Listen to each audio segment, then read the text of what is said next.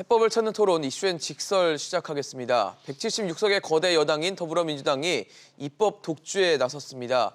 민주당은 단독으로 주택임대차 보호법 개정안을 본회의 통과시킨 데 이어서 이 공수처장 선출을 위한 공수처 후속 3법 입법까지도 예고한 상태입니다. 이 거대 여당의 질주에 야당인 미래통합당은 속수무책인 상황인데요. 이 복잡하게 흘러가는 전국 상황 하나하나 풀어보는 시간 마련했습니다. 오늘도 샵 3698번 100원의 유료 문자로 시청자 여러분의 소중한 의견 기다리고 있겠습니다. 오늘 함께해 주실 세 분의 전문가 소개하겠습니다. 부산 가톨릭대학교 차재원 특임교수, 동국대 정치외교학과 김종욱 외래교수, 공감과 논쟁 정책센터 장성철 소장 나오셨습니다. 어서 오십시오. 네, 안녕하세요. 네, 세입자를 보호하겠다고 해서 여당이 추진했던 더불어민주당이 추진했던 이 주택 임대차 보호법 개정안이 본회의까지도 통과를 했습니다. 교수님 어떠세요? 굉장히 빠른 짧은 시간 안에 상임위를 거치고 국회 본회의까지도 넘어서게 됐거든요. 제가 국회를 한 20년 넘게 이렇게 상당히 좀 제 나름대로 좀 밀착해서 지켜봤는데 이렇게 법안 처리 속도가 빠른 경우가 상당히 드물었습니다. 그러니까 지금 법사위에 상정되고 나서 지금 거의 48시간 안에 지금 본회의까지 통과를 했거든요. 그리고 또 특히 어제 본회의가 통과되고 오늘 임시국무회의를 연다고 그래요. 임시국무회의를 열어서 바로 이 법안에 대해서 공포로 절차까지 밟아버리면 오늘 빠르면 아마 오늘 중으로 아마 법안이 그러니까 효과가 발휘하게 되거든요. 이런 경우는 제가 기억하기로는 거의 없었어요. 자, 이렇게 그럼 서두는 이유는 뭔가?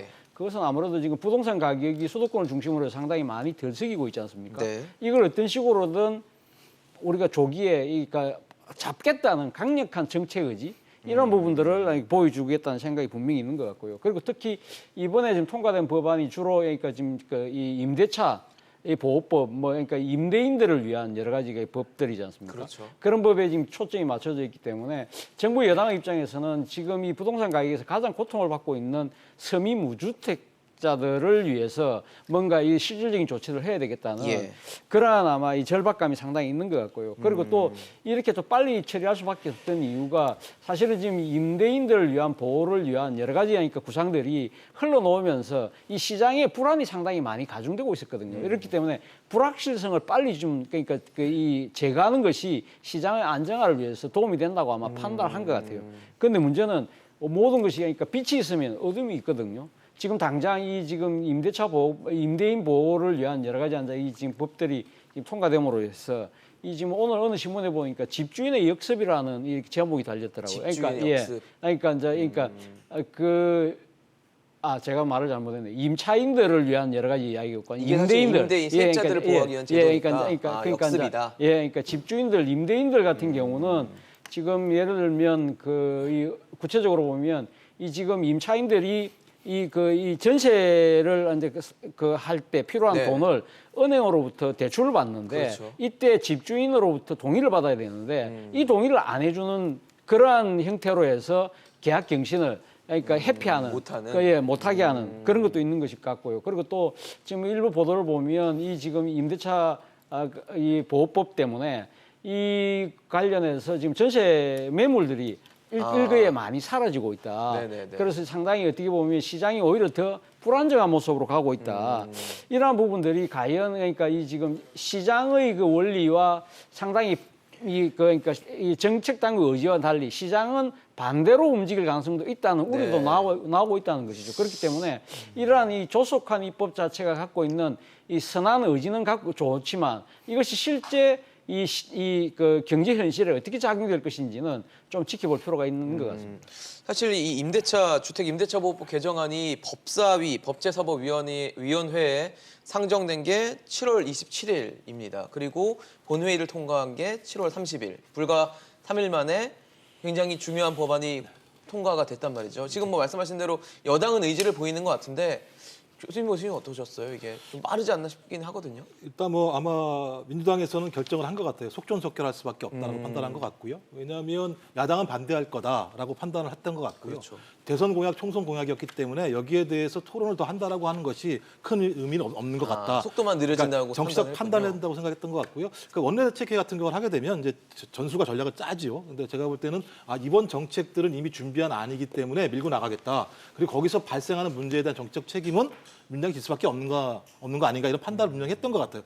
말씀하신 것처럼 1989년도에 1년 계약에서 2년 계약으로 넘어갔을 때 예. 한 4개월 동안 19% 정도가 올라갔다고 얘기를 예. 해요. 그렇다면 소위 그 임대인들 같은 경우에게 상당히 여유를 줬을 때 임차인들이 피해를 볼 수 있다라는 판단을 했던 것 같고 그런 측면에서 소위 그 의회 절차를 무시했다라는 얘기를 들을지언정 빨리 이 문제를 치고 나가서 정리하는 것이 오히려 시장들의 어떤 혼란들을 네. 막을 수 있다고 판단했던 것 같고요. 또 하나는 말씀하신 것처럼 부동산 문제에 대해서 정부와 집권당에 대한 신뢰가 많이 떨어진 건 사실이지 않겠습니까? 그래서 이 문제에 대해서 정책 추진력을 좀 보여주려고 했던 측면들도 분명히 있는 것 같아요.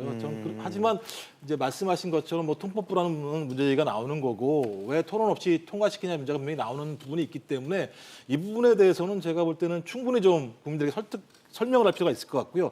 하지만 지금 하나 우리 여론상에서 지금 빠져 있는 게 뭐냐면 젠트리피케이션으로 얘기되고 있는 소위 오랜 동안 임대인에 의해서 피해받았던 임차인의 얘기들은 제기되지 않는 것 같아요. 그러니까 말씀하신 것처럼 지금 이 법을 통해서 피해를 보는 것들이 부동산 시장이라는 얘기도 하지만 임대인도 얘기하지만 그동안 오랜 기간 동안 임차인들이 많은 부분 피해를 보아온 건 사실입니다.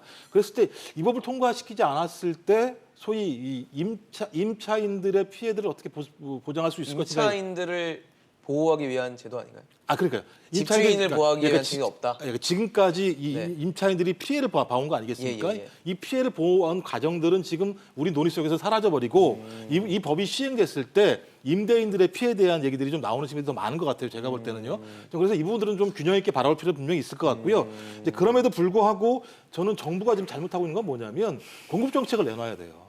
그러니까 지금 예를 들면 규제랑 법을 통해서 막으려고 하는 것들은 충분히 이해가 되지만 소위 이런다고 해결되지 않을 거기 때문에 예. 그런 것들을 해결할 수 있는 충분한 공급 대책들을 결합시켜서 나와야 되는데 공급 대책이 없으니까 제가 볼 때는 계속 임차인 임대인 간의 대결로 갈 수밖에 없는 상황이 벌어지는 것 같기 때문에 저는 빠른 시일 내에 좀 공급 대책들을 시장이 이해할 만큼 국민이 납득할 만큼 대책을 세우지 않게 되면 네. 지금 전개한 속전속결이 오히려 독이 정부 될 여당에게는 부담이 될 수 있다는 생각이 많이 듭니다.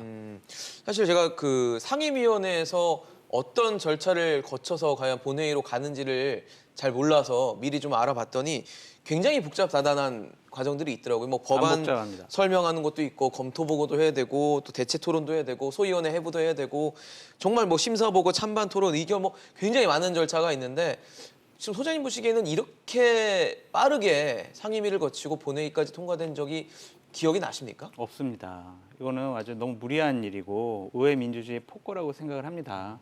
대통령께서 8월 4일 이전에 빨리 좀 통과됐으면 좋겠다라고 말씀하셨기 때문에 여당이 이런 식의 무리한 수를 둔 것 같은데 국회가 자판기입니까? 지금 민주당이 자판기 여당입니까? 그냥 대통령이 얘기하면 바로바로 그냥 물건이 나오듯이 이렇게 법안을 처리합니까? 기본적으로 법안이 발의되면요. 공청회 등 전문가들과 토론회를 하고요. 그다음에 소위를 열어서 야당과 그렇죠. 여러 가지 검토와 의견 교환을 논의를 또 하죠. 합니다. 예. 그런 다음에 그 소위에서 한 명이라도 반대를 하면 그 법안은 기본적으로 상임위 전체회의에 올라갈 수가 없어요. 더 논의해보자라고 해요. 근데 이런 과정들이 다 생략이 됐습니다. 지금 이번에 한 부동산법 관련한 것은 기본적으로 국회법에 여러 가지 규정되어 있는 절차상의 문제들을 하나도 지키지 않았습니다. 결국엔 위법한 거죠.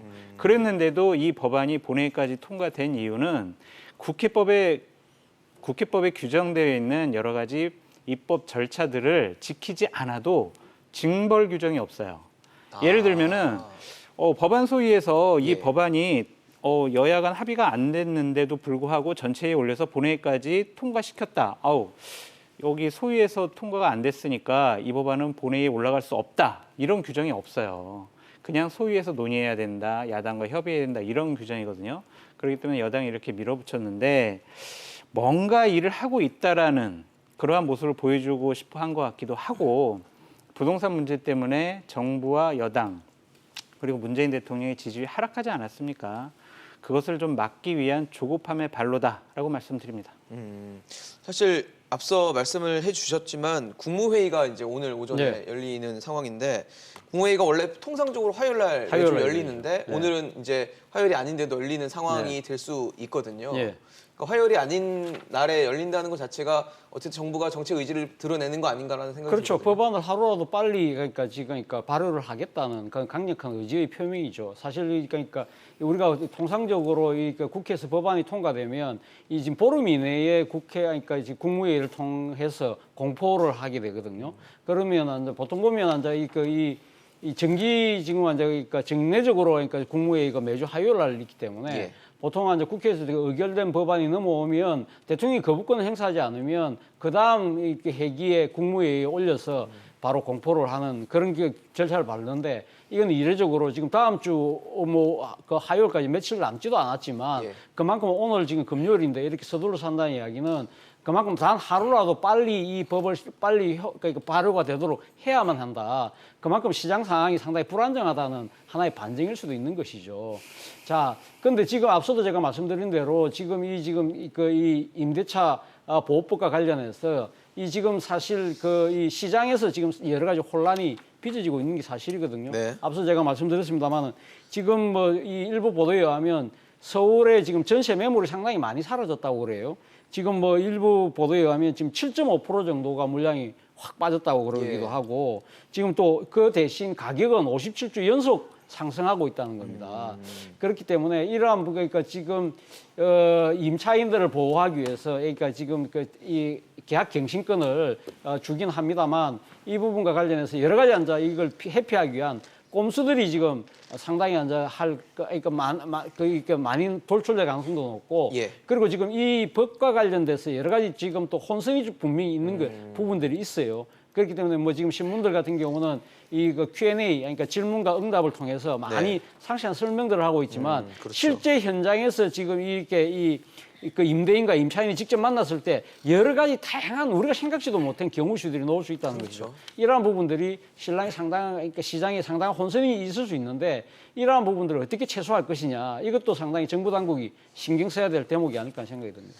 사실 이번에 이 주택 임대차 보호법 개정안에 담긴 내용을 보면 그런 내용들이 담겨 있죠. 전세 2년이 지나서 계약을 갱신할 때 이제 세입자가 요구를 하면 한 번 더 연장을 집주인이 해줘야 되는 그런 게 있고 그다음에 임대료 상한도 5% 이내로 정해놓은 상한이 있어서 어쨌든 기본적으로는 세입자를 보호한다는 원칙 안에는 들어 있다는 생각이 듭니다. 근데 지금 뭐 교수님도 말씀해 주신 것처럼 역효과에 대한 우려들도 있거든요. 아까 말씀하신 집주인을 보호하지 못하는 측면이 있는 재산권을 침해한다든지 그런 부분도 있고 혹시 전세값이 오히려 오르고 매물이 줄어들면서 전세 시장이 없어지는 거 아니냐라는 걱정의 목소리도 있더라고요.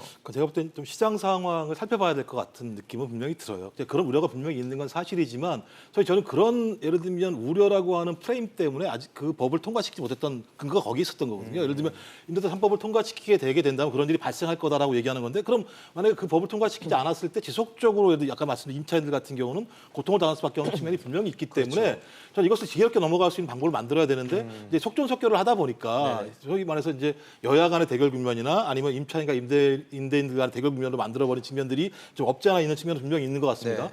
하지만 저는 원칙적으로 이 문제에 대해서는 한번 좀 결단을 내릴 필요가 있다는 생각이 들었어요. 왜냐하면 지금 보니까 무주택자가 874만 명에다가 다주택자가 219만 명이고요. 임대사업자가 51만 명이라고 얘기해요. 이 거대한 이 사람들의 이해 요구가 갈려 있는 문제입니다. 그리고 소위 지금까지 보면 앞으로 유동성 문제 같은 경우는 계속 예를 들면 어디로 갈지 길을 알 수 없는 상황이기 때문에 유동성 문제 같은 경우가 부동산에 계속적으로 영향을 줄 거라고 분명히 보는 거예요. 거기다가 또 이 정부가 또 임대차 사업자에게 특혜를 준 사례가 있지 않습니까? 2017년, 18년 같은 경우에 그럼 정책 실패를 한 측면들이 분명히 있는 거죠. 예. 근데 여기 핵심적으로는 정부가 계속 얘기했던 공급 정책들의 미비가 가장 큰 문제인데요. 저는 공급 정책에 대한 내용들을 제시하게 된다면 저는 나름대로 이 정도의 시장 혼란 같은 경우는 일정하게 좀 상쇄할 수 있는 부분들, 완벽하지는 않겠지만 왜냐하면 역세권 지역 같은 경우에 예를 들면 뭐 중산층형 아니면 서민형 임대책들 같은 경우를 빨리 좀 공급할 수 있는 방법들을 만들어낸다거나 아니면 뭐 이재명 경기도지사가 얘기했지만 소위 기본주택이라는 개념들을 좀 실제로 사람들이 살기 좋은 공간에다가 만들어낸다거나 하는 방법들을 통해서 적어도 그 임차인들이 다른 출구들을 찾을 수 있는 측면들, 그리고 임대인들이 압박을 받을 수 있는 측면들에 대한 공급정책이 필요한데요. 네네. 전 대신 좀 여야가 좀 합의를 했으면 좋겠어요. 원칙적으로. 뭐냐면 다주택자들에 대해서는 그만큼의 세부담을 줘야 된다. 그리고 초과 이익에 대해서는 어떤 형태든지 환수가 돼야 된다라고 하는 측면하고, 또 하나는 실거주자에 대해서만큼은 세금을 감면하거나 낮춰줘야 된다라는 것. 또 하나는 실수요자를 위한 공급 정책들 같은 경우는 빨리 만들어 이 네 가지 원칙들을 가지고 정책들을 좀 여기가 합의를 해서 시장에 안정적인 시그널을 주고 난 다음에 그럼에도 불구하고 사각지대랑 틈새가 분명히 있지 않습니까? 지금처럼 만들어진 이걸 어떻게 할 것인가에 대해서 특단의 대책들을 적어도 여야가 좀 국회 차원에서 만들어내는 방법을 통해서 시장에다가 시그널을 줘야 되는 거죠. 근데 여야가 이 문제를 계속 정쟁의 수단으로만 사용하게 된다면 시장에 나쁜 시그널을 줄 수밖에 없다는 생각이 들기 때문에 뭐 당장 제가 볼 때는 여당이 잘했다고 생각하지는 않습니다. 말씀하신 것처럼 의회라고 하는 게 절차가 있고 토론이라는 게 있는데 그게 없다라는 측면에서 그렇지만 일단 이런 일이 벌어지고 난 다음에 여당이 거기에 대해서 충분히 설득을 해야 되겠지만 좀 야당도 마찬가지지만 후속 대책과 관련해서 좀 생산적인 접근을 했으면 좋겠다는 생각을 하게 됩니다. 이게 전형적인 양비론이죠. 여당은 좀 야당과 협의를 하고 야당은 대안을 내놔라. 이건 그렇죠. 양비론인데 이 상황 같은 경우에는요. 야당이 계속 요구했어요. 논의하자. 얘기 한번 해보자. 부작용이 뭔지에 대해서 우리 얘기도 좀 들어봐 달라. 그래서 소위를 개최하고 전체 회의 때 대체 토론 한번 해보자라고 했는데 그것조차 무시했습니다. 그러한 여당이 이런 식으로 밀어붙이기식으로 법안을 처리하게 되면요, 모든 정책과 법률에는 부작용이 있어요. 이 부작용의 가장 큰 문제점 뭐냐면 결국에는 전세제도라는 것이 없어질 것이다. 그리고 기존 임차인에게만 해당되는 거기 때문에 이제 임대인들이 집주인들이 이제 기존 임차인하고는 계약을 안 하고 새로운 임차인하고 계약을 할 거다. 새로운 임차인과 계약을 할 때 전세값이든 월세값이든 대폭 상승해서 받을 것이다. 계약이 새로 시작되는 거니까요. 그렇죠. 네. 그런 부분에 대한 규제가 없잖아요. 그러니까 그런 부분들을 법의 좀 맹점 아닙니까? 이런 부분들을 야당과 좀 대화하고 좀 부작용에 대해서 검토를 했으면은 여러 가지 좀 사회적인 혼란과 비판을 좀 최소화할 수 있었는데 이런 식으로 강제적으로 한다라는 것 자체가 뭔가 급하다는 것 같아요. 배고프다고 밥을 급하게 먹으면 체하잖아요. 분명히 이것에 대한 부작용은 여당에게 상당히 안 좋은 민심으로 나타날 것 같은데 무책임해요. 여당은 또. 이현욱 의원이 얘기를 했잖아요. 아유, 전세 폭등, 월세 전환 어쩔 수 없다. 이런 식으로 인정을 해버렸습니다. 이러한 부작용을 막는 게 국회에서 논의를 하고 야당과 대화를 하는 겁니다. 그런 부분이 생략되는 것 자체가 네. 지금 이 정권과 민주당이 우회 민주주의를 상당히 부정하는 행동을 하고 있다라는 것 말씀드립니다. 사실 뭐 시청자 여러분들도 지금 여야 뭐 대치 또 갈등 상황에 대해서 많은 의견들, 특히 부동산과 관련돼서는 더 많은 생각들을 갖고 계신 것 같은데요. 저희가 몇 가지 보내주신 문자 말씀을 좀 드리면서 또 토론 진행하도록 하겠습니다. 6200님은 지금은 강력한 정부가 필요할 때 대안 없이 반대만 하는 야당을 더 이상 보고는 있을 수 없습니다. 라고 말씀을 해주셨고요. 또 9691님은 미래통합당이 다수당일 때는 해도 되고 민주당은 안 되는 거냐라고 지금 여당의 뭐 움직임에 좀 힘을 실어주는 문자를 주시기도 했습니다. 그리고 또 9252님도 바로 하기를 잘했다고 생각합니다. 통합당의 시간 끌기는 계속될 겁니다. 반대를 위한 반대를 하니까요 라고 해서 또 여당에 힘을 실어주는 말씀을 주셨고요. 반대로 3827님 거대 여당 만들어 줘놓고선 무슨 할 말이 있겠습니까? 라고 해서 이제 유권자들의 어떤 책임도 있다라는 문자를 주시기도 했고요. 저희가 앞서서 말씀드렸던 우려들, 뭐 3335님 전세제도가 서서히 없어질 것입니다. 그리고 9640님 임대차 부작용 인정하니까 고통은 알아서 감내하란 얘기입니까? 라고 문자를 주시는 등 부동산 정책에 대한 역시 우려와 또 불안한 시선들도 함께 담아주셨습니다. 사실 여당에서 지금 뭐 유력 대권 주자로 꼽히는 인물들이 있어요. 특히 이낙연 의원 그리고 또 이재명 경기도지사가 대권 주자 뭐 여론조사를 하면 1, 2위를 항상 거의 보이고 있는 상황인데 두 사람이 만났습니다. 만나서 부동산 정책에 대한 얘기를 했는데 뭐 다른 얘기도 했는데 부동산 정책을 많이 시간을 쏟는 모습을 좀 보였어요. 근데 내용을 들어보면 이낙연 의원 또 이재명 지사 모두 주택 공급에 대해서는 굉장히 좀 회의적인 시선을 보내는 발언들을 했었던 것 같고 반대로 부동산 관련 세금을 확대하는 것과 관련해서는 조금 이견을 보이는 모습을 보였는데 두 사람이 이렇게 접근법이 비슷하면서도 좀 다른 상황인데 이거 어떻게 좀 보셨습니까? 일단 두 사람이 지금 현재 처해 있는 위치가 좀 다르지 않습니까? 그렇죠. 그러니까 일단 뭐 지금 이재명 경기도지사 같은 경우는 실질적으로 그러니까 지금 그 주택 정책을 집행하는 입장에 있는 것이고요. 그리고 지금 그렇기 때문에 그 상당히 이 현장에서 여러 가지 들리는 목소리들을 직접적으로 자신이 듣고 그걸 전달할 수밖에 없는 상황인 것이고. 예. 그리고 반면에 이낙연 의원 같은 경우는 지금 입법을 하는 의원의 입장이 있기 때문에 여러 가지가 그러니까 지금 현장에서 들리는 목소리를 다 귀담아 들어서 그러니까 지금 입법하는 그러한 모습들 때문에 좀 더 이재명 지사가 적극적으로 보이고 이낙연 의원이 좀 이걸 갖다 귀담아 듣는 그런 형태가 채질 수밖에 없다는 생각이 들고요. 그리고 또 두 사람이 지금 차기 대권을 놓고 여권 내의 잠재적인 경쟁자라고 했을 때 그렇죠. 일단 지금 1위를 달리고 있는 이낙연 의원 입장에서는 좀 더 모든 걸 신중하게 접근할 필요가 있는 것 같고 반면에 이재명 지사 같은 경우는 그러니까 2등으로서 지금 쫓아가는 입장이기 때문에 예. 좀 더 공격적이고 적극적으로 나갈 수밖에 없는 상황인 것 같습니다. 자, 그럼에도 불구하고 어제 두 사람이 만나서 이야기한 부분에 있어서 주택을 비롯한 부동산 정책에 있어서 공공성 이 부분을 상당히 좀 더 극대화하고 이걸 갖다가 적극적으로 추진해야 된다는 두 사람이 의견을 합치한 것 같아요. 지금 이재명 지사 같은 경우는 사실 지금 이 기본주택 제도라고 해서 네네. 지금 이번에 그 경기도에서 추진하고 있는 상기 신도시 내에 그 지금 그러니까 공공임대 주택을 상당히 늘리겠다는 거 아닙니까? 우리가 익히 아는 그런 그 임대주택이 아니라 네. 중산층들까지 다 들어갈 수 있도록 해서 상당히 양질의 그러니까 지금 주거 환경을 만들어내겠다. 그 대신 30년 동안 살 수 있도록 상당히 오랫동안 살 수 있도록 네. 하겠다. 그러니까 이낙연 의원도 그걸 갖다 꼼꼼히 들었다고 그래요. 그러면서 한 이야기가 싱가포르 이야기를 했다고 그러는데 싱가포르가 이 비슷한 이야기를 하고 있거든요. 예.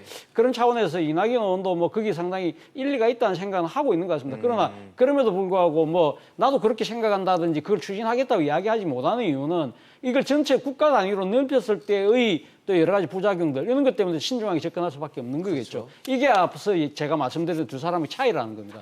그런데 지금 이재명 지사가 어제 방송에 보니까 지금 경기도 같은 경우는 지금 실거주를 하지 않는 그러니까 지금 그러니까 다른 뭐 그러니까 전세를 끼고 그러니까 이 투자용으로 주택을 사는 부분은 허가를 아예 안 해주겠다. 모든 주택 거래에 있어서 허가제를 도입하겠다는 아주 강력한 이야기를 하고 있거든요. 더 나아가서는 지금 어제 이낙연 의원하고 만났을 때는 지금 이 토지의 그 지가 상승분에 의해서 그 발생되는 이익들은 전부 다 이 세금으로 환원하는데 그 세금을 다시 그러니까 돌려주겠다. 지역 화폐 형태로 그러니까 지역 주민들에게 재난지원금처럼 쓰겠다는 재난지원금처럼 거네요. 그러니까 기본소득처럼 주겠다는 그러한 그 이야기까지 하고 있는데요. 이러한 부분들은 아마 이낙연 의원은 뭐 그 이야기를 들으면서도 뭐 거기에 대해서 즉각적으로 답은 안 했지만 상당히 나름대로 아마 좀 이 부담을 좀 갖지 않았을까? 이러한 부분들이 향후 이 여건 내에 차기 경쟁에 있어서는 이제 구체적인 정책들로 예. 이제 부딪힐 수밖에 없는 상황이라고 한다면 어제는 상당히 좀 의미 있는 서로의 그러니까 이 좀 상대에 대한 나름의 탐색전 치고는 상당히 조금 뜨겁지 않았을까 속으로는 그런 생각이 듭니다. 사실 우리가 지금 얘기하고 있었던 그 주택임대차보호법 개정안이 지금 전 들어온 소식에 따르면 국무회의를 통과했다는 소식이 들어와 있습니다. 국무회의를 통과했으니까 뭐 실행은 이제 초읽기로 다가왔다라고 좀 봐야 될 것 같고요. 여야 갈등이 앞으로도 좀 거세지지 않을까라는 추측이 가능케 한 요인인 것 같습니다. 사실 어제 있었던 그 이낙연 의원과 이재명 지사의 대화 내용에서는 아까 김 교수님 말씀하신 부분하고 좀 다른 내용들이 있어요. 공급 부분에 있어서는 다소 좀 회의적인 목소리들을 냈거든요.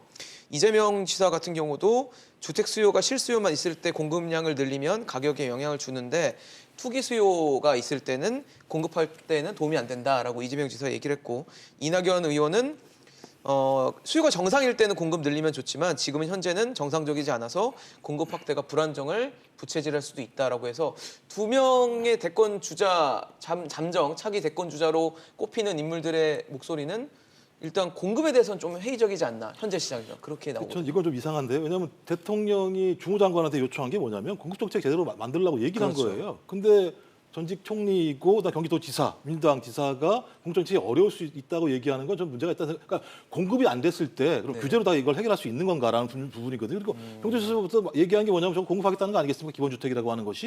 예를 들면 저런 식의 접근은 좀 문제가 있다. 그러니까 저는 그럴 수 있어요. 왜냐하면 다른 상품과 다르게 주택 같은 경우는 그냥 이걸 뭐 찍어내다고 되는 게 아니지 않습니까? 땅을 구해야 되고 지어야 되는 과정이 있으니까 이걸 공급하는 과정에서 다른 상품과 다른 방식의 접근을 해야 된다라고 하는 것은 분명히 전 이해할 수 있지만 지금 상황에서 부동산 시장에서 공급 정책들이 제대로 반영되지 않았을 때 소위 이 시장의 균형이 잡힐 것인가라고 하는 부분들에 대해서는 네. 저는 지금 두 분이 만약에 그렇게 말씀하셨다면 상당히 좀 접근 자체가 제가 볼 때는 좀 외발이라는 생각이 좀 드는 거고요. 왜냐하면 다 말씀하시고 좀 아까도 제가 말씀드렸지만 유동성이라고 하는 것이 더 커지면서 자금이 갈 데가 없는 거 아니겠습니까? 네. 그래서 자금이 부동산이 아닌 쪽으로 흘러갈 수 있는 정책들을 제시하든지 또 아니면 정부가 실패한 임대사업자들에게 특혜했던 부분들이 지금 큰 문제가 됐었기 때문에 그것들을 개선하는 방안을 얘기하든지 또 그것이 아니라면 저는 공정책이 미비됐다면 어떻게 공부할 것인지에 대한 말씀을 분명히 하셔야 된다고 생각을 하고요. 네네. 저는 그런 대책이 없을 때 소위 지금에 있는 부동산 시장을 안정화시킬 수 있을 것인가라고 하는 측면, 저는 당장 뭐 이낙연 전 총리든 이재명 경기도지사든 공정책에 대해 쉽게 얘기할 수 없을 거예요. 왜냐하면 본인들이 그런 입장에 위치에 있지 않죠. 정부가 발표하지 않는 이상은 어려운 거니까요. 저는 그런 점에서 말하기가 좀 조심스럽지만 정부가 아마 조만간 발표한다고 얘기하니까요. 그런 정책이 하나 있을 거고 저는 궁극적으로 예를 들면 오히려 국가가 토지를 갖다가 구입을 해서 네. 토지 위에다가 민간이 예를 들면 그 건물을 짓는 방식을 통한 새로운 방법들이 분명히 있습니다. 그래서 지금 상황에서는 공급과 관련된 창의적인 발상들을 통해서 소위 공급을 요하고 있는 실수요자에게 어떻게 갈 수 있는지에 대해서도 충분히 얘기해 준다. 그렇지 않게 된다면 그럼 있는 사람만 규제한다라는 식으로 갈 수밖에 분명히 없기 때문에 그 부분에 대해서는 좀 정부와 민주당이 균형 있는 정책적 접근들을 하고 빨리 발표해야 된다고 생각을 합니다. 그런데 기본적으로 이재명 지사나 이낙연 의원 같은 경우에 접근 방법이 잘못됐다고 보여져요. 이재명 지사가 얘기를 하죠. 아유, 이 조세 저항이 많으니까 그 돈 걷어가지고 국민들에게 기본소득으로 지급하자라고 얘기를 해요. 그걸 국민들이 원하는 겁니까? 그렇게 하면 집값이 잡힙니까? 이건 말도 안 되는 것이라 보여지고요. 기본적으로 장기 공공임대주택을 대량 보급하자라고 얘기하는데 네. 우리 국민들, 서민들의 꿈이 뭐예요? 돈 모아가지고 내 집 한 칸 마련해서 인테리어도 내가 하고 못도 내가 받고 거기서 오래 살고 우리 아들 키우고 그러는 게 우리 꿈 아닙니까? 그러면은 돈 없는 분들은 그냥 계속 장기 임대주택에서 살란 말입니까? 이거는요, 올바른 해법이 될 수가 없습니다. 주택거래 허가제 한다고요? 그러면은요, 투자냐 투기냐 이걸 어떻게 판단할 겁니까? 금값 지금 폭등하고 있잖아요. 실수요자들이 금을 삽니까? 투자 개념으로 사는 거 아닙니까? 그러면은 금도 폭등하니까 그러면 금거래도 허가제로 해야 된다. 이런 식으로 접근 방법이 될 수가 있을 것 같아요. 이런 거는 집값을 잡겠다라는 근본적인 해법이 되지 않는다라는 생각이 들고 예. 이낙연 의원 같은 경우에는 차기 대권 후보 1순위 아닙니까? 근데 이분 말씀이 계속 이래요. 접점이 있을 거라고 생각을 한다. 여러 가지 고려 사항이 있으니까 함께 고려하자. 이런 개념으로 접근하면 어떨까? 이런 식으로 애매모호한 얘기를 합니다. 지금은 이렇게 논의하는 게 아니라 어떠한 명백한 해법이 필요한 거예요. 자, 집값이 안정화되려면 우리 이런 식의 방안을 우리가 민주당이 아니면 이재명 지사랑 나랑 같이 한번 만들어 보자라고 해야지 이 얘기도 그래 이 얘기도 들어보고 저 얘기도 들어보고 함께 판단해보고 고려해보자. 예. 이거는 지도자로서 자세가 아니다라는 생각이 듭니다. 네. 지금요 기본적으로 내 집을 마련해야 한다라는 서민들의 희망의 사다리가 완전히 부서졌어요. 이 희망의 사다리를 어떻게 다시 만들어 줄 것인가를 정부와 여당, 집권 여당이 해야 된다라고 생각이 듭니다. 사실 지금 뭐 부동산 관련 법안으로도 여야가 굉장히 대립하는 모습을 보이고 있지만 지금 또 공수처도 여야 대립의 사이에 있는 이슈이기도 합니다. 민주당이 이 고위공직자범죄수사처죠. 공수처 처장 선출을 위한 공수처 후속 3법을 의결을 했습니다. 그리고 다음 달 4일 본회의가 7월 임시국회 마지막 날이죠. 그날에 이제 최종 통과도 시키겠다라는 계획인데 사실 지금 공수처 출범 법정 시한이 7월 15일이었습니다. 그래서 상당히 기한이 지났기 때문에 어쨌든 여당 입장에서는 뭐 불가피한 선택이라는 얘기도 하거든요.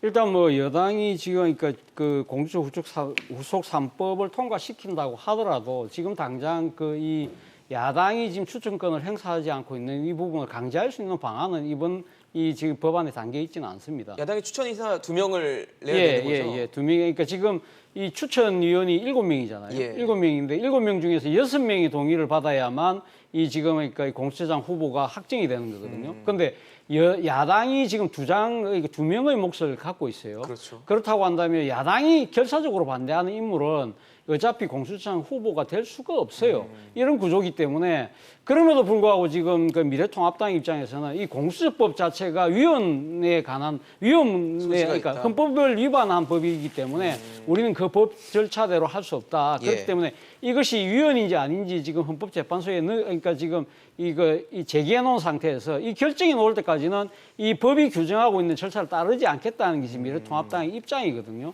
그렇기 때문에 지금 바로 그 때문에 지금 이 민주당 쪽에서는 이 지금 만약에 이 야당이 추천을 하지 않을 경우에는 이걸 어떻게 할 것인가를 놔둬놓고 상당히 그러면 그 추천권을 빼와서 그럼 다른 데다가 주는 것까지 생각도 했는데 이 법을 아예 한 번도 시행 안 해본 상태에서 그렇게 하기에는 너무 무리다고 해서 일단 발을 뺐어요. 발을 뺐기 때문에 이번 4일날 뭐 후속법들이 통과된다고 하더라도 지금 현재 실질적으로 지금 공수처가 출범하는데 걸림대로 되고 있는 야당이 지금 추천을 행사하지 않는 부분을 강제할 수 있는 방법은 없어요. 그러나 문제는 이번에는 그렇게 넘어가겠지만 예. 계속적으로 그러면 지금 미래통합당이 헌법재판소에서 결정을 그러니까 빌미로 해서 계속 미룰 경우에는 아마 상당히 이 부분에 대해서 아마 지지층들 중심으로 불만이 커지고 그리고 또 미래통합당이 의도적인 그러니까 지금 명백하게 그 법으로 통과된 법안을 그러니까 지금 그러니까 이 자신들의 이 활동을 하지 않음으로써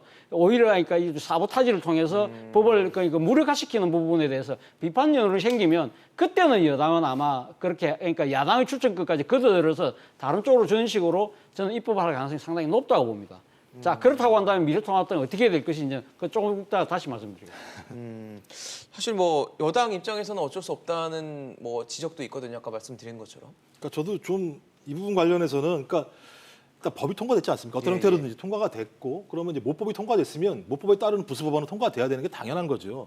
근데 이제 7월 15일 날 시한이었죠. 시한인데 이거 네. 넘겼어요. 그럼 헌법 소원을 제기했었기 때문에 범죄를 위반해도 되는 건가? 저 그렇지 않다고 보는 거예요. 그래서 소위 어떤 형태로든지 지금 통합당 입장에서야 자기들이 동의하지 않은 법안이니까 반대할 수 있다고 얘기할지 모르겠지만 예. 여간 법률이 통과됐으면 국회에 있다고 하면 그걸 존중해야 되는 거고 그 시한을 지켜야 되는 거죠. 그 나중에 헌법 소원이 왔을 때는 거기에 맞게 법률을 조정하면 되는 문제이니까요.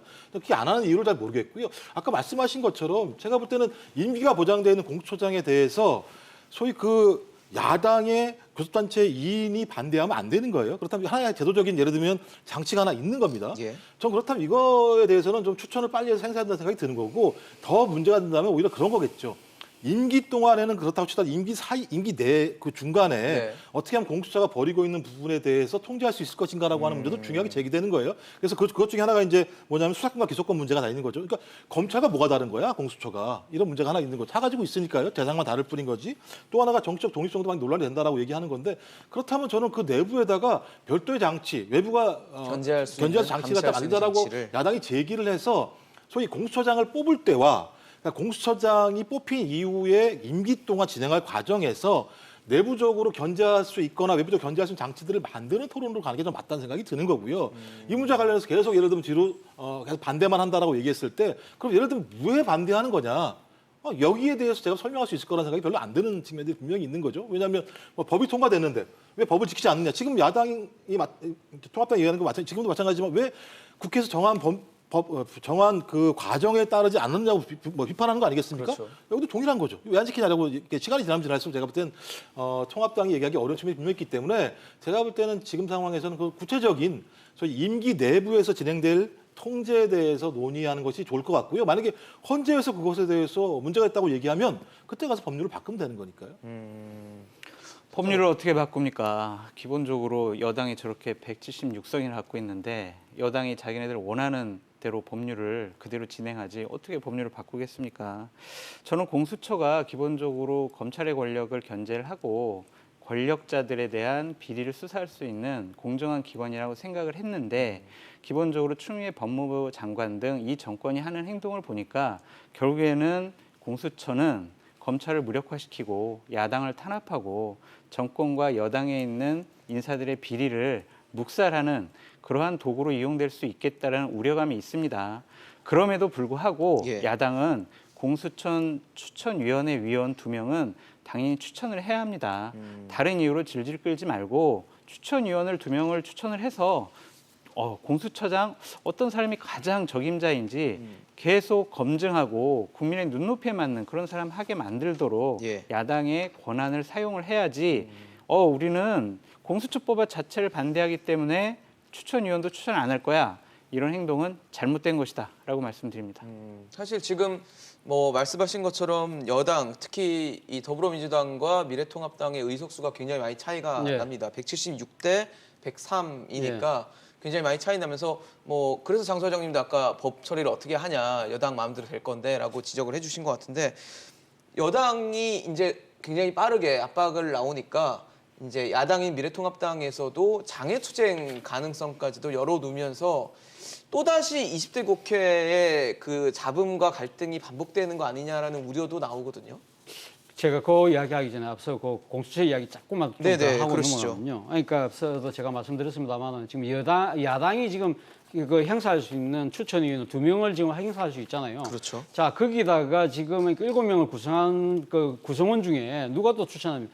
대한변협에서 추천합니다. 네. 대한변협이 지금 그러니까 야당의 입장에서는 아마 그것이 여당 편이라고 생각하는데요. 지금 대한변협 회장이 얼마 전에 인터뷰한 걸 보니까 대한변협에도 구성원들이 그러니까 이 지금 이 민변부터 한변까지 보수와 그러니까 이 지금 이 보역이 다 포함되어 있다는 거예요. 대한변협이라고 하신 거는 이제 변호사협회, 말씀하신 거죠? 대한변호사협회에서 한 부분을 추천권을 행사할 수 있는데 이것이 무조건적으로 일방적으로 정부 여당의 뜻대로 그렇게 행사되지 않을 거라는 이야기를 하고 있다는 겁니다. 실질적으로 아마 이 지금 예를 들면 정부 입맛에 맞는 사람을 대한변협에서 추천하는 쪽이 되면 아마 그러니까 지금 대한변협이 엄청나게 또 진통에 휩싸일 수밖에 없는 상황이거든요. 그렇다고 한다면 아마 상당히 객관적이고 중립적인 인물을 선택할 가능성이 상당히 높다고 본다는 겁니다. 그렇다고 한다면 야당이 그렇게 꼭 불리한 상황은 아니에요. 앞서 만약 설사 지금 그러니까 야당을 제외한 나머지 그러니까 지금 그러니까 추천위원들이 다 친여 쪽으로 간다고 하더라도 야당이 자신들의 입장만 굳건하게 지키고 있다고 한다면 자신들이 생각했을 때 그러니까 부당한 그러니까 부적합한 인물은 절대 그러니까 후보가 될 수가 없는 상황이거든요. 그렇다고 한다면 이런 과정을 통해서 야당의 모습을 보이는 것이 앞서 방금 이야기했던 야당이 지금 이렇게 장애투쟁이나 이렇게 하는 것보다는 국회라는 틀을 이용해서 할 수 있는 공간이 저는 충분히 있다는 것이죠. 또 예를 들면 어제 지금 임대차 3법이 어제 뭐 2개가 지금 통과가 됐는데 이 지금 오늘 일부 신문에 보면 이런 이야기를 해요. 왜 지금 그러니까 이 국회 선진화법에서 규정하고 있는 안건 조정위 같은 걸 왜 구성을 하도록 시도를 하지 못했느냐, 필리버스터 왜 못했느냐 그런 이야기를 하니까 지금 그 이 주호영 원내대표 오늘 일부 인터뷰하는 걸 제가 아침에 들었는데 어차피 지금 그 여당이 176석이기 때문에 필리버스터 하더라도 180명만 반대하면 안 된다. 어차피 중간에 스톱된다. 저는 스톱이 되는 한이 있더라도 해야죠. 그런 모습을 시도를 해야죠. 시도를 할 필요가 있고 또 이러면 안건 조정위 같은 경우도 지금 여당이 전부 다 위원장을 다 선정하고 있기 때문에 지금 안건 조정이 여야 3대 3으로 들어가는데 그러니까 이 상임위원장이 야당 몫으로 가면 예를 들면 미래통합당 2명 주고 예를 들면 조금 이 정의당 쪽이나 이 소위 말해서 친여권 쪽의 야당을 1명 해갖고 하면 4대 2가 된다. 그러면 그건 해보나 마나한 것이라고 이야기를 하고 있거든요.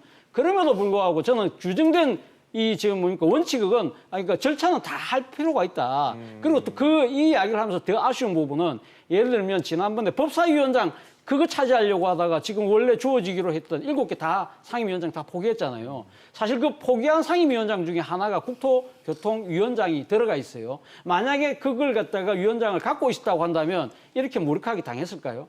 저는 이 야당이 사실은 국회 안에서 할 수 있는 투쟁의 공간, 방법 상당히 많습니다. 그런데 그럼에도 불구하고 무조건적으로 어떻게 보면 강성의 목소리에 이러한 이 지금 국회가 규정하고 있는 절차를 활용해서 뭔가를 할 수 있는 이러한 부분들이 묻혀버리고 있는 것이 아닐까? 그런 측면에서 이 장애투쟁 자체도 바로 그 때문에 사실 어떻게 보면 내부적으로도 효과 없다 이야기가 나오는 이유가 바로 그게 있는 것 같아요. 사실 20대 국회에서도 야당이 뭐 국회 밖에서 많은 활동을 하면서 그걸 또 국민들이 지탄을 하는 경우도 많았기 때문에 지금 차재원 교수님께서는 어쨌든 국회 내에서 안에서 뭔가 할 수 있는 걸 찾아야 되지 않나라고 말씀을 해주셨거든요. 예, 뭐 저도 100% 동의를 합니다. 왜냐하면 20대 국회를 재판했을 때 핵심적으로 그러니까 장외 나간다라고 하는 건 전 두 가지 정도 있어야 된다는 생각이 들어요. 국민들의 상당한 지지와 그다음에 그 지지들을 이어갈 수 있는 증거나 근거나 프레임이 있어야 된다는 생각이 들어요. 그게 없이 나가게 됐을 때 저는 국민들이 왜 나가지? 왜 국회의원들이 본업인 국회의사당에 앉아서 소위 토론하고 정책을 제시하고 싸우고 이렇게 하지 않고 밖에 나가지라는 얘기를 들을 수밖에 없어서 제가 통합당 같은 게 마찬가지지만 장외투쟁은 하지 않기로 결정한 걸로 알고 있고요. 그래서 국회에서 할 수 있는 야당이 할 수 있는 모든 것들을 하라. 아까 차재원 교수님 말씀하신 것처럼 필리버스터라든 다양한 방식을 통해서 소위 구성을 안 했을 때라도 마찬가지지만 다양한 제도들이 있다면 그걸 도입해서 그런 내용들을 가지고 왜 우리가 이것을 제기하려고 하는지 저는 국회 내에는 176석이라는 여당만 있는 게 아니고요. 그 국회를 쳐다보고 있는 언론, 방송들이 엄청나게 많이 있습니다. 그 언론과 방송들을 보면서 얘기를 해야 되는 거죠. 언론과 방송은 누가 봅니까? 시청자들이 보고 있는 거죠. 국민들이 보고 있는 거고요. 그런 걸 통해서 여론이 형성됐을 때 저는 176석의 매머드 정당도 마찬가지지만 국민 여론이 압도적으로 반대하는 건 밀고 나갈 수가 없어요. 제가 볼 때. 저는 그래서 저 통합당의 전술은 적어도 원내 투쟁을 결합해서 국민의 지지를 얻을 수 있는 방법으로 가야 된다. 전 그것만이 21대 국회에서 통합당이 과거와 다른 방식으로 이전할 수 있을 것 같고요. 왜냐하면 여전히 아직까지도 조금씩 흐트러졌지만 탄핵 이후에 유권자 연대가 계속 유지가 되고 있어요. 좀 그런 측면에서 이 탄핵 유권자 연대라고 하는 측면들을 일정하게 예를 들면 다르게 재구성하기 위해서라도 예. 소위 원내에서 할 수 있는 모든 것을 중심으로 해서 국민의 지지를 획득하는 방법으로 전환하는 것이 제가 볼 때 통합당이 지금 당장은 좀 어렵겠죠. 그 길이. 하지만 네. 저는 궁극적으로는 통합당이 훨씬 더 많은 지지를 얻을 수 있는 길이라는 생각이 듭니다. 소장님 어떠세요? 지금 사실 뭐 장외투쟁 얘기도 나오고 있고 지금 두 분은 어쨌든 국회 내에서 뭔가를 하는 게 국민들에게도 호소력을 더 주지 않겠냐고 말씀을 하시거든요. 장애투쟁하면 안 됩니다. 당원들이 동원된 장애투쟁 아무런 효과 없습니다. 작년에 다 그것이 입증됐잖아요. 네네. 그리고 장애투쟁 하려면요. 작년에 황교안 대표가 했던 삭발이나 단식 투쟁의 강도를 훨씬 뛰어넘을 수 있는 장애투쟁 할 자신이 있으면 해라. 근데 그걸 할 수 있는 자신감을 할 게 없잖아요. 그렇기 때문에 장애투쟁 나가서 당원들 모아놓고 그냥 한풀이씩 구호 외치는 것보다는 국회 내에서 대안 마련하고 국민들께 진정성을 알리고 그런 것이 훨씬 더 효과적이다. 그렇게 말씀드려요. 세 분 다 의견은 공통적인 것 같으세요. 어쨌든 국회의원이니까 일터에서 국회에서 목소리를 내고 어떤 식으로든 국민들에게 호소를 하고 설득을 하는 과정들이 좀 필요할 것이다라고 정리를 좀 해주셨는데요. 최근에 뭐 정치권에서도 논란이고 또 하나의 논란이 뭐 검찰 또 법무부의 어떤 일련의 과정들에서의 갈등들이 있어요. 지금 압수수색을 받고 있는 한동훈 검사장과 몸싸움을 해서 논란의 중심에 선 정진웅 서울중앙지검 형사 1부장 검사가 병원 진료를 마치고 하루 만에 퇴원을 했는데 사실 저는 이런 일이 빈번하게 발생하는 일인지도 잘 모르겠습니다. 검사끼리 싸운 거잖아요, 결과적으로는. 제가 기억하기로는 이렇게 검사끼리 싸우는 경우는 뭐 간혹 있었겠죠. 우리가 잘 몰랐겠지만. 알려지지 않았지만. 그러나 특히 이 지금 부장 검사하고 검사장이 그쵸. 이렇게 지금 이거 어떤 특정 사건이 몸싸움을. 아니라 이 검사장과 관련된 사건 때문에 직접적으로 치고받고 하는 그러한 이 볼성사 나온 모습은 말 그대로 지금 처음 아닐까. 그렇다고 네. 이 많은 언론들이 막장이다 보도를 했는데 이걸 지켜보는 국민들 심경은 어떻겠습니까? 상당히 참담할 수밖에 없는 그런 사실 상황인데요. 그 검사라는 직업의 이미지가 네. 상당히 공부도 많이 해야 되고 사법고시도 통과를 해야 되고 그렇죠. 그래서 사회적으로 굉장히 뭐 높게 좀 추앙되고 많은 사람들이 또 선망하는 직업 중에 하나인데. 그렇죠. 지금 현재의 사법 체계에서도 대한민국 최고의 수사 기관이고요. 그리고 그렇죠. 앞서 말씀하신 것처럼 대한민국 최고의 인재들이 그러니까 모여 있는 공부해서 집단이라고 생각하는 준비하는 거 아닙니까? 곳이죠. 그리고 나름대로 상당히 위계 질서도 상당히 잘 돼 있다. 그렇죠. 물론 그 위계 질서라는 것이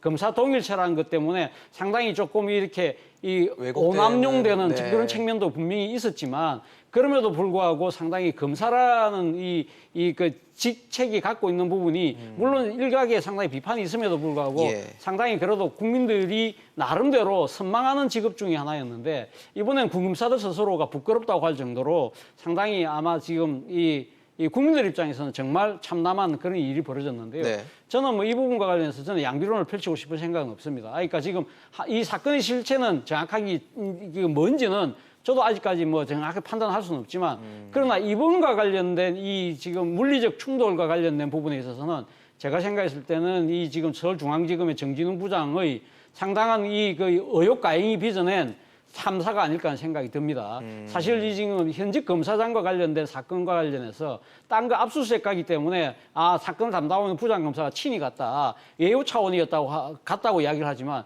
만약에 예우 차원이었다고 한다면 예를 들면 자신이 같이 갔던 부하 검사가 예를 들면 압수수색하는 과정에서 네. 이 그 현직 검사장한테 결례를 했다고 한다면 그걸 제지하는 역할을 했다고 한다면 그 예우의 차원이 맞겠죠. 그러나 이 현직 검사장이 자신이 그러니까 그 지금 그 허락한 상황에서 비밀번호를 푸는 과정에서 달려들었다. 이건 누가 봐도 이거는 조금 납득하기 힘든 상황이라는 것이죠. 아마 이러한 부분들은 이 지금 수사와 관련된 이제 그 한동훈 검사장과 관련된 수사가 상당히 궁지에 몰리고 있는 그런 모양새이기 때문에 네네. 아마 이 정진훈 검사가 상당히 어떻게 보면 조바심 이러한 부분들 때문에 아마 그렇게 행동을 했을지 않았을까 하는 그런 추측은 있습니다만 그건 속내를 정확하게 알 수 없는 것 같고요. 예. 그리고 두 번째는 제가 봐서 이거 또 진짜 좀 부분이 좀 말이 안 된다 생각했던 부분 중에 하나가 사실은 이 그 지금 그 보도된 바에 의하면 이 지금 이 물리적 폭력에 의해서 상당히 그러니까 그 공세적인 측면에 있었던 분이 정부장 검사고 수세적 측면에 있던 그 한동훈 검사장인데 병원에 간 사람은 정작 이 부장검사가 갔죠. 갔다는 거예요. 그리고 간 그걸 갖다가 어떻게 그걸 또 실시간으로 그 사진을 찍어서 언론에다가 이 배포를 합니까? 이러한 부분들조차도 상당히 우리가 너무 이러한 이 좀 말도 안 되는 사건에서 너무나 익숙하게 봤던 한 장면과 닮아 있다는 거죠. 이러한 부분들이 정진훈 부장검사의 행위 자체를 상당히 조금 석연찮게 생각할 수밖에 없는 근거가 되는 거고요. 그리고 또 하나는 지난번에 그 이 수사심의위원회가 있었지 않습니까? 네. 거기서 지금 수사를 중단하라고 이야기를 했는데 이 부분에서 지금 가타부타 말도 없이 압수수색을 했다. 물론 뭐 그 압수수색 영장을 그 전에 발부받은 거라고는 하지만 이런 식으로 하니까 크게 문제가 되는 상황까지 벌어졌다고 한다면 이 수사심의 결과를 따를 것인지 말 것인지는 이건 국민적 관심 사항이기 때문에 서울중앙지검이 이건 분명히 해주고 갈 필요가 있지 않나 생각됩니다. 사실 뭐 이유가 어찌됐든 국민들 입장에서는 검사들 간에 뭐 몸싸움하고 이러면 참 답답하죠. 말이 안 되는 거죠. 예를 들면 범죄자들을 수사해야 할 사람들끼리 서로 싸우고 있다는 건 말이 안 되는 상황이니까요. 근데 진위야 정확히 파악해봐야 알겠습니다만 핵심적으로 제가 볼 때는 서울중앙지검 위기의 반영이라는 생각이 들어요. 말씀하신 것처럼 그러니까 현실을 보여주는 거라고요. 그러니까 서울중앙지검이 네. 지금 수사를 담당하고 있지 않습니까? 그렇죠. 그러니까 검찰의 과도한 권력을 줄여야 되고요. 정치적 중립 지키게 만들어야 돼요. 그래서 이제 법무부 장관이 소위 말해서 이제 지휘권을 갖다 발동했던 거 아닙니까? 네네. 지휘권을 발동을 하고 난 다음에 전문수사 자문단 같은 경우는 못하게 하고 검찰 수사 심의를 하게 하는데 심의 결정이 어떻게 났냐 보니까 말씀하신 것처럼 수사하지도 마라 기소하지도 마라라는 얘기가 나왔고 예. 이런 상황에서 제가 볼 때 지금 압수수색했다라고 하는 건 심의 결정과 다르게 가겠다는 얘기밖에 안 되는 거거든요. 또 그렇다면 서울중앙지검이 할 수 있는 게 뭐가 있겠습니까? 더 확실한 증거를 확보할 수밖에 없는 거죠. 그래야지만 자기가 심의에서 결정한 공고사항과 다르게 행동했던 내용들에 대해서 입증할 수 있는 거니까요. 전 그런 과정에 대한 어떤 이런 거 반로가 이렇게 등장했다는 생각이 드는 거고요. 전 그렇다면 이 문제 같은 경우는 심각한 문제가 된다. 왜냐하면 법무부장과 서울지검장이 한편이 되고 검찰총장이 한편이 되는 식의 예를 들면 사법권력 자체가 수사권력 자체가 서로 예를 들면 정적 중립을 지킨다는 명분하에 오히려 또 쟁투를 벌이고 있는 상황이 갈등이 돼버렸을 때 이 검찰 권력과 법무부의 권한을 국민들이 신뢰할 수 있을 것인가? 제가 볼 때 진짜 그야말로 말도 안 되는 총국이 벌어진 거죠. 네. 지금 상황. 소장님 어떠세요? 제가 봤을 때는 정진웅 부장검사 잘못 없습니다. 그 부장검사를 통해서 한동훈 검사장을 수사하러 압수수색하러 가게 만든 이성윤 서울중앙지검장의 잘못이고요. 서울중앙지검장을 통해서 윤석열 총장을 잡기 위한 여러 가지 압박 수단을 강화하고 있는 추미애 법무부 장관의 잘못이라고 생각을 합니다. 정진웅 부장검사는요, 하나의 도구에 불과한 것으로 보여져요. 급하죠. 추미애 장관이 윤석열 총장을 내쫓아야 되는데 증거는 안 나오니까 정진웅 부장검사는 생각을 했을 거예요. 한동훈 검사장의 휴대폰과 유심을 압수를 해서 혹시 윤석열 총장과 문자 받은 거나 통화한 내역이 있을까? 그리고 수사심의위원회에서는 한동훈 검사장에서 수사도 하지 말고 기소도 하지 말라고 했는데 혹시 수사심의위원회 위원과 한동훈 검사장이 사전에 연락한 부분이 있지 않을까? 그런 부분을 찾으려고 했던 것 같아요. 이거는 상당히 무리인 것 같고요. 네. 이런 식으로 검찰권 남용하면 안 됩니다. 본인들이 그랬잖아요. 검찰개혁의 요체 뭐냐 했더니 추미애 장관도 계속 얘기했습니다. 절제된 검찰권 행사하라고 했어요. 수사, 기소 절제해라라고 했는데 이것은 자기네 편에게만 해당되는 그런 원칙이 아니었나라는 생각이 들고 결국 이 부분은 권력을 향한 수사를 하지 못하게 하려고 하는 그런 추미애 장관의 과잉 의혹이 벌어진 참사다라고 말씀드립니다. 네, 뭐 국회나 또 사법부, 검찰 다 뭐 국민들이 좀 답답할 만한 그런 이슈들로 계속 점철돼 있어서 국민 여러분들이 비판하고 그런 견제하는 시선들을 계속 내뿜는 것 같습니다. 오늘 차재원 교수, 김종욱 교수, 장성철 소장과 함께했습니다. 말씀 감사합니다. 이슈인직설 오늘 준비한 소식 여기까지입니다. 지금까지 시청해주신 여러분 고맙습니다.